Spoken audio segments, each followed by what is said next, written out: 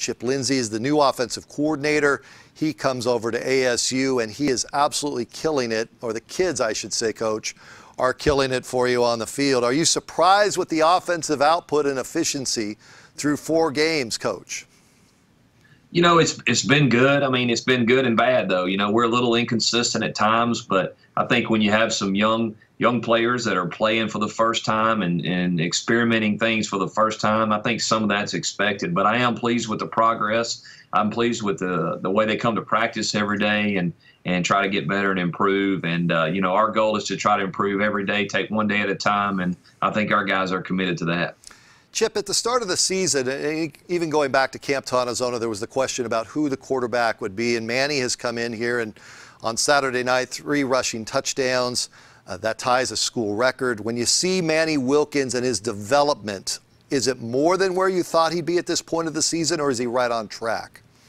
You know, I think he's on track. I had a lot of confidence in Manny and Brady as well. But when we made that decision, I think we based it on the way Manny handled himself with our team. You know, in practice, the good and the bad in situations that we try to, you know, put him in during fall camp and so forth. So I'm not surprised at the way he's handled himself. I think he's doing a really good job of trying to stay on an even keel, not too high or not too low. And, you know, when you play the quarterback position, you have to move on to the next play, good or bad. And so far, he's done a really good job of that. He'll be the first to tell you there's a lot of room for improvement, and we're trying to work on that every day.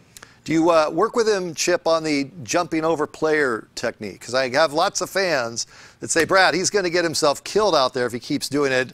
Does he catch you and your breath coming out when he does that move there, Coach?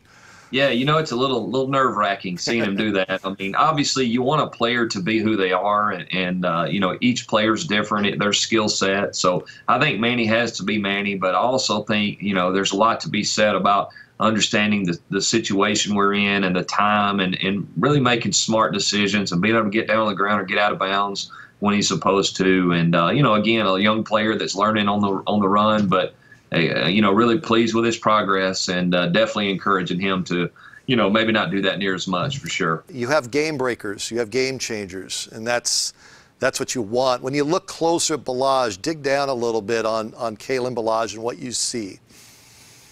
Well, obviously, from, you know, aside from the physical attributes that you see with him, he's a very fierce competitor, very hard on himself, actually, you know, does not want to make mistakes, you know, takes pride in making sure he knows all of his assignments and what he's supposed to be doing. And, you know, and when you have a guy like him who you try to be versatile with, I mean, you know, he's got to make sure he's dialed in and understands, you know, where to line up and the details of playing, you know, that position. And luckily for us, he and DeMario both are very critical of themselves and makes for really good practice players and hopefully good Saturdays.